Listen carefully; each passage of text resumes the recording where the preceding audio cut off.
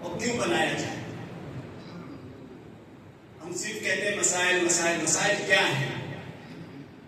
सबसे बड़ी बात, अभी कुछ दिन पहले यहाँ के बहुत हाई प्रोफाइल सचिव लेवल के आदमी का एक इंटरव्यू शायद हुआ था, रिपोर्ट कि जब भी दो देशों में, हमारे पड़ोस में और इस मुल्क के आला हुकाम में बात आती है तो सबसे पहले उनका यही सवाल होता है कि सरहदी इलाकों में मदारिस की तादाद बहुत ज्यादा हो रही है और अननेचुरली गैर फिक्री तौर पर उसकी अफजाइश और ज्यादती हो रही है दोनों तरफ। और आजकल आपने बहुत गर्म इशू चल रहा है यहाँ के सोशल मीडिया में, मेन स्ट्रीम मीडिया में, कि फला इस्लामी ममालिक से अरबों की फंडिंग हो रही है और धर्म परिवर्तन कराया जा रहा है। इधर आप 2-4 सालों में, 5 सालों में हालात ने ऐसी करवट ली है कि सोशल मीडिया समाज का आईना होता है।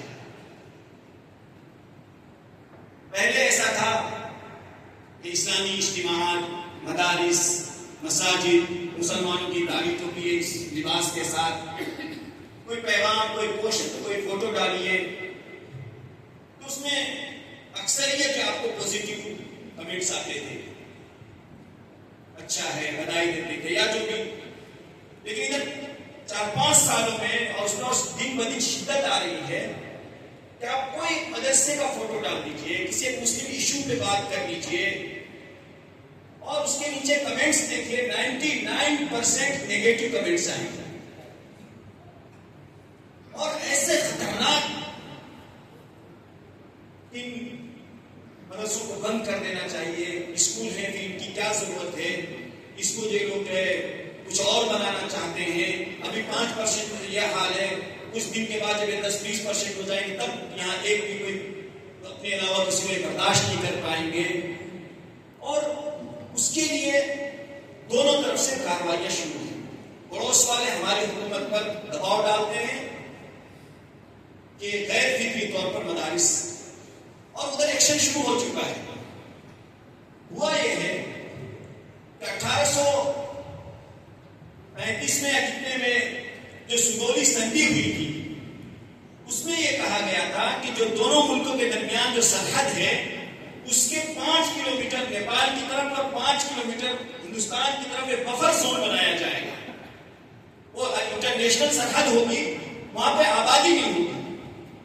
लेकिन सदियां बीत गई, आबादी बढ़ते बढ़ते बढ़ते बढ़ते उन इलाकों में भी घनी आबादी है। वहां मदारिस है, मसाजिद है, कब्रिस्तान है, मंदिरें हैं और सरकारी स्कूल हैं, घर हैं, प्राइवेट घर हैं। अब उसको बहाना बनाकर के बफर जोन में जो भी है अवैध है। आपको नैनीताल से उत्तराखंड से कार्रवाई शुरू हुई है और कई 100 मदारिस को अवैध करार देकर कि इनके जो कागजात हैं ये सही नहीं है, ये बफर जोन में है, उनके ऊपर कार्रवाई शुरू हो गई। और उधर से इधर हमारी हुकूमत को मुसलसल दबाव है कि आप यहां पहाड़ी मुल्कों से, इधर इस्लामी ममालिक से लोग लाते हैं और मनमानी इसको कर रहे हैं। अब हमारी हुकूमत कब तक हमारा दिफा करेगी? या दिफा उसी वक्त करेगी जिन मदारिस का हुकूमत को इल्म होगा। ये मदारिस है, हमारे रिकॉर्ड में है, हमारे निजाम के तहत चला रहे हैं, इनका आया गया, इनके आमदनी और खर्च हर साल हमें दिखा देंगे, इनका निजाम तालीम ये है, इसमें ये ऐसे ऐसे अफराद हैं। जब इनका डाटा, इस मदारिस का डाटा जब हुकूमत के पास होगा तो उन मदारिस का दिफा करेंगे। मैं बात क्यों कह रहा हूं? इसलिए मैं अपनी तारीफ तो बाद में दूंगा इंशाअल्लाह। ये बात इसलिए कह रहा हूं कि हालात जिस तेजी से मुड़ रहे हैं, हमें अपने मदरसों का हुकूमत के सामने रजिस्ट्रेशन कराना अज़हद जरूरी है। नहीं तो जैसे कल सदर साहब ने कहा था, डराया नहीं जा रहा है, आपके सामने हकीकत है कसम इखलास के साथ आपके सामने आ गई कि अगर आप हमारे मदरसों को शुतुरमुर्ग की तरह रेत में छुपकर ये कहेंगे कि मदरसे महफूज हैं, जिस सिस्टम के तहत अगर आप नहीं रहेंगे, सिस्टम से बाहर आप रह भी नहीं पाएंगे। इसलिए दर्ता और रजिस्ट्रेशन तो कराना है, और हुकूमत ने आसानी दी है। हमारे मदरसे वालों को यह भी पता नहीं बेचारों को, और उसमें कंफ्यूजन, बहुत ज्यादा कंफ्यूजन है कि दर्ता करा हुकूमत ले लेगी। मदरसे वाले आमतौर पर जब बात करते हैं, कहते हैं दर्ता कराएंगे तो हुकूमत का हो जाएगा। हुकूमत का क्यों हो जाएगा? और आपकी जो जाती जमीन है, जो लाल पुर्जा है, वो क्या है? आपका मालिकाना हक है?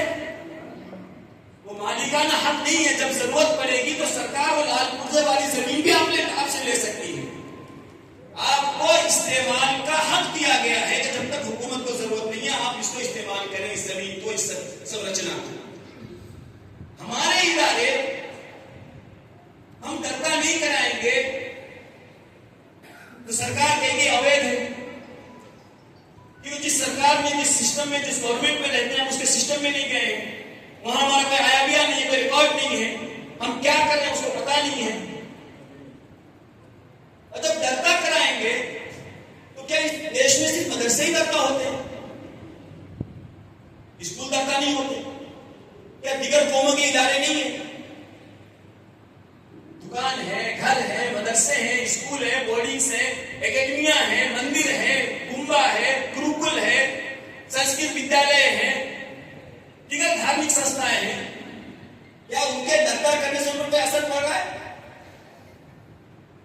दर्ता का मतलब यह है कि आप अपनी मनमानी ना करें। जिस मकसद के लिए इदारा कायम है, अगर उस मकसद में आप गामजन हैं तो सरकार आपको टच करने नहीं जाएगी, क्योंकि सरकार के पास खुद अपने इतने इदारे तो उसको संभाल नहीं पा रही है सरकार। फिर आपको, सरकार को, हम लोग को, गवर्नमेंट को मुआविन बनकर दे रहे हैं। वो पिछड़ी हुई समुदाय जो शैक्षिक हिसाब से पीछे है, आर्थिक हिसाब से पीछे है, उन आर्थिक हिसाब से हम लोग अपना आपसी धार्मिक दान और ज़कात, सदक़ात और खैरात के जरिए से हम हुकूमत के बोझ को हल्का कर रहे हैं। और जैसा कि कल कहा सदर साहब ने कि 10 यतीम बच्चों को रखकर लैंड क्रूजर में टहलते हैं, और कौन सा वो आला नस्ल का जो कुत्ता लेकर वो जो है अय्याशी करते हैं और हाई प्रोफाइल लाइफ स्टाइल जीते हैं, 10 बच्चों को रखकर। और हमारे मदरसों में सैकड़ों बच्चे हम लोग पालते हैं, सैकड़ों बच्चों को पढ़ाते हैं, उन्हें साल हर साल तक उनको तालीम देकर एक उम्मत का और मिल्लत का एक लायक फर्द बनाते हैं। और अलविया यह है, ये सब करके हम अपने आप को मुजरिम महसूस करते हैं, हम डरते हैं, क्योंकि हमसे पूछ न ले। अब क्या करते हैं? और कोई हुकूमत का एक कोई नुमाइंदा आ जाए, हमारी हवा टाइट हो जाती है, हम अपने आप को मुजरिम महसूस करते हैं। क्यों? इसलिए हमने बाईपास और शॉर्टकट रास्ता इख्तियार किया होगा, इसलिए हम चुप रहे। अगर मेन स्ट्रीम में जाएं, जो कानूनी रास्ता है, अगरचे तवील है, अगरचे कुछ दुश्वार गुजार है पहले मरहले में, लेकिन जब आप सिस्टम में जाएंगे, आप सीना फुलाकर काम कीजिए, आप करोड़ का काम कीजिए और अरब की जय शो कीजिए। और खुदा की कसम, हम जो काम कर रहे हैं, आप जो काम कर रहे हैं, अगर कोई गैर किसी समुदाय का वो फर्द होता तो आज वो सदन में और न जाने किन किन ओहदों पर होता। हम लोग तो करते और छिपाते हैं, वो करते कम है, दिखाते कम है, दिखाते ज्यादा है।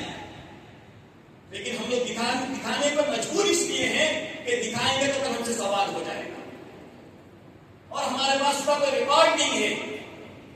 हम सरकार कहती है आप लाइए, विकास कीजिए, लेकिन एक सिस्टम के साथ लाइए, विकास कीजिए, हमारी निगरानी भी कीजिए, कोई गलत आदमी उसमें ना आ जाए, कोई गलत मनमानी ना हो जाए।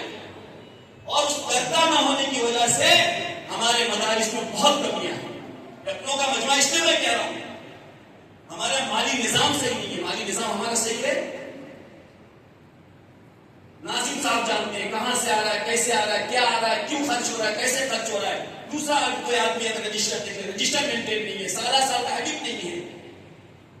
तालीमी निजाम हमारा इन सैकड़ों मदारिस में एक मदरसा नहीं है जो सानविया तक और हाई स्कूल तक की तालीम होती है। बल्कि अगर कहा जाए कि नेपाल में मदारिस की तारीफ हमने उलट दिया है, मकातिब को हमने मदारिस का नाम कर दिया है। 5 क्लास कुरान, साल से बच्चा कुरान खाता ढो रहा है, साल से बच्चा कुरान ढो रहा है। हाफिज बनते बनते उसकी उम्र 18 साल 20 साल हो जा रही है। अब वो जो है उसकी उम्र नहीं है, उसको न अलीफा आ रहा है, न एबीसीडी आ रही है, न उसको दीन का कुछ मालूम है, न दुनिया का कुछ मालूम है।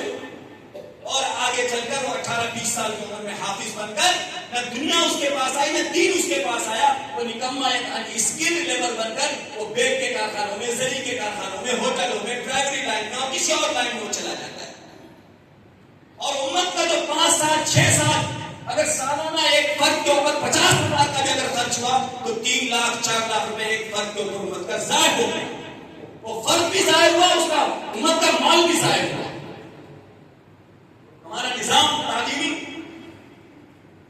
क्या पढ़ाना है पता नहीं है, कितना पढ़ाना है पता नहीं है, कितने साल का निजाम है ये पता नहीं। सिवाय माधुर्य चंद मदरसों के, सबको नहीं कह रहा, अक्सरियत मदरसों का ये हाल है। लेकिन अगर दर्जा में जाएंगे तो आपको तय निर्धारण करना पड़ेगा।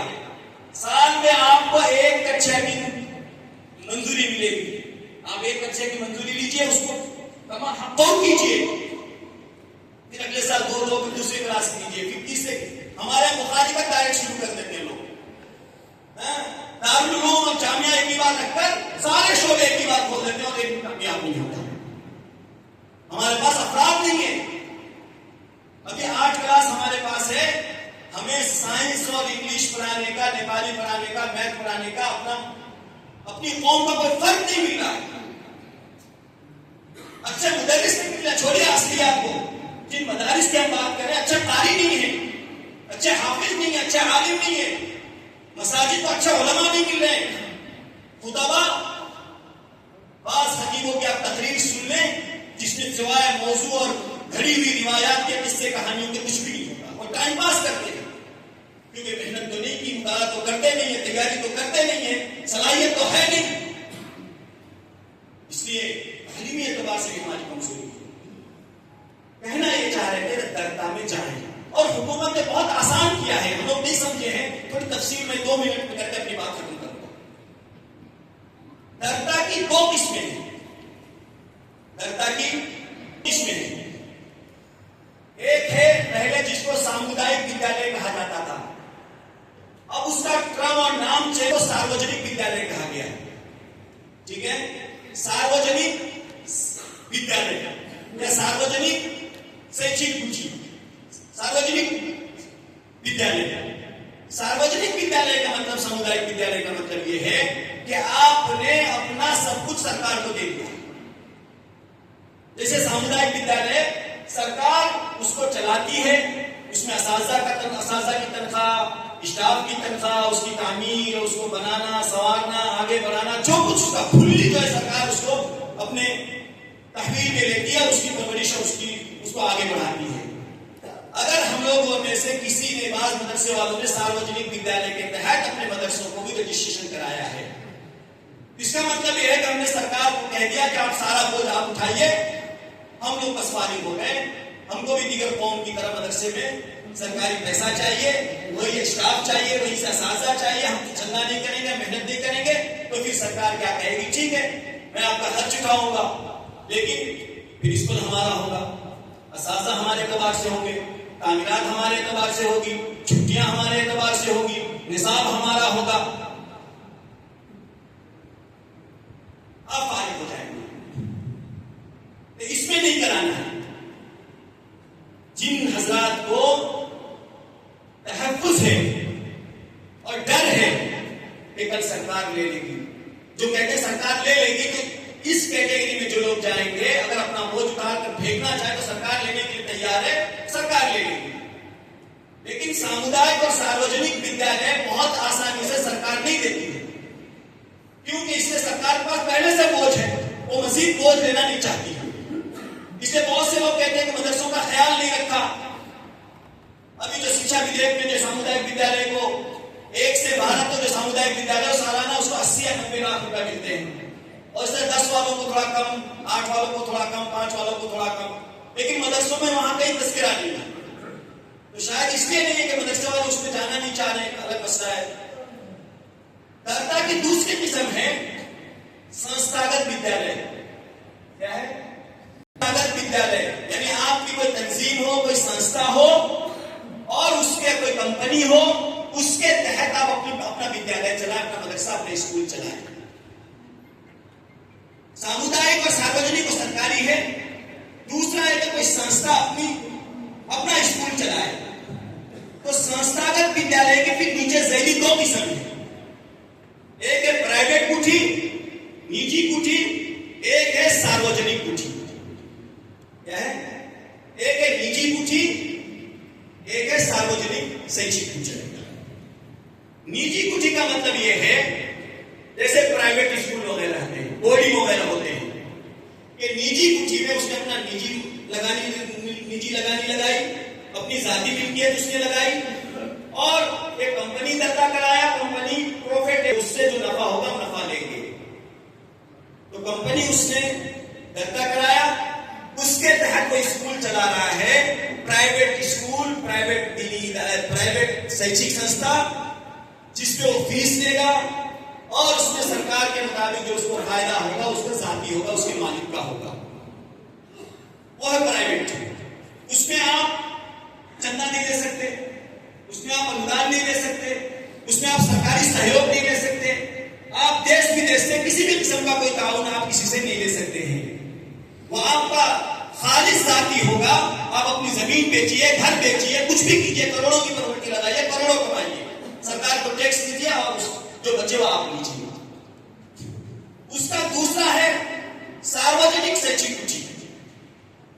ऐसी संस्था, ऐसी तंजीम जो चैरिटी के लिए, शैक्षिक योगदान पहुंचाने के लिए, गैर नाफामुलक संस्था, चैरिटी के लिए और कल्याणकारी के लिए कोई शैक्षिक संस्था खोलना चाहे तो उसको कहते हैं सार्वजनिक शैक्षिक कुठी।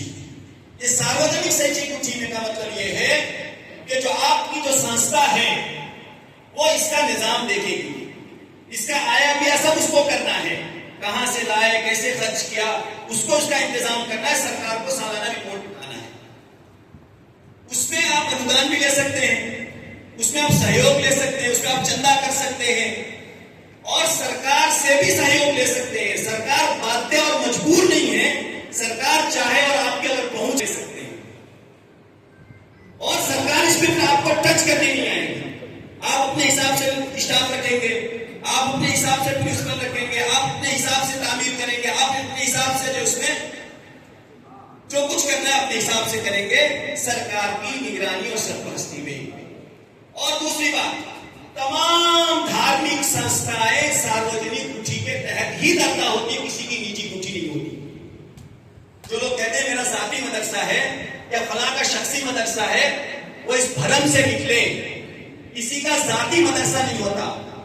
कोई शख्स अगर अपनी जाती जमीन में भी मस्जिद, मदरसा, मंदिर, गुरुकुल, गुम्बा बनाता है तो सार्वजनिक है। कोई नहीं कह सकता कि मेरी मस्जिद है मैं नहीं दूंगा, मेरा मंदिर है मैं किसी को आने नहीं दूंगा, मेरा मदरसा मैं नहीं करूंगा। ओम से आप करोड़ों का चंदा लें और कहेंगे मेरा शख्सी है, ये तो अखलाकी एतबार से भी जायज नहीं और कानूनी एतबार से भी और शरीयत एतबार से भी जायज नहीं।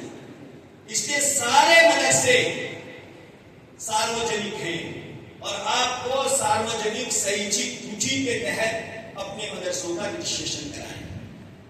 उससे क्या है, हुकूमत के दस्तोबुर्द से आप महफूज भी रहेंगे और आपका मदरसा लीगल भी होगा, साल ब साल आपका हिसाब ऑडिट होगा, साल ब साल आपको वो जो बताएंगे, थोड़ा चूंकि सिस्टम में आने में थोड़ी कठिनाई होगी, कुछ जब्र भी होगा कि हम मेहनत कर रहे हैं और हमारे ऊपर जबरदस्ती का निजाम थोपा जा रहा है। क्या किया जाए, इस मुल्क में रह रहे हैं, हम इस मुल्क में अक़लियत में 5% में हैं और आप शुक्र मनाइए कि अब एक सरकार की नजर या सरकार में जो लोग बैठे हुए हैं कम से कम उनकी नजर हम मुसलमानों और मदारिस के ताल्लुक से अभी मुस्बत है। ऐसा नो पड़ोस की हवा ज्यादा लग जाए और इनकी नजरें फिर जाए और हमारे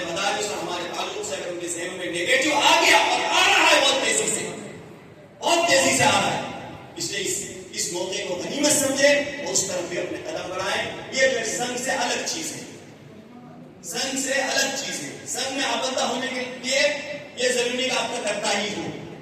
कर्ता करेंगे तो फिर आप महफूज रहेंगे, कर्ता नहीं करेंगे, सिर्फ संघ में आबद्ध रहेंगे, फिर सरकार की नजर में आपकी कोई हैसियत नहीं है। तो आप प्राइवेट एक संस्था में आप आबद्ध हैं, आपका वो अपना इंटरनल अंडरस्टैंडिंग है। इसके इस तरफ भी थोड़ा गौर करेंगे।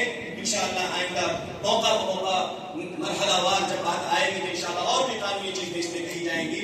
मेरी तरफ से भी जो जमीयत के एक सही तंजीम के तौर पर और उपसमिति के तौर पर इस मदरसा संघ या इत्तेहादुल मदारिस का एक प्लेटफॉर्म जो तैयार किया जा रहा है, इसको जमीयत के ताबे रखा जाए, जमीयत के अफराद हों और नए लोगों को जिनको पहले से भी जिम्मेदारी वाइटल पोस्ट पे है, अगर उनकी जगह दूसरे लोगों को भी लाया जाए तो हमारे अफराद सेट हो जाएंगे। नए लोग आएंगे तो इंशाअल्लाह हो सकता है कि आपकी सरपरस्ती में, आपकी तवज्जो के साथ, नए स्पिरिट के साथ, नए आज़म हौसले के साथ लोग काम करेंगे और नए जमाने के तकाजे के हिसाब से काम करेंगे। इंशाअल्लाह ये चितौन जिले की तरफ से नुमाइंदा के लिए मेरा इनाम लिखिए इंशाअल्लाह।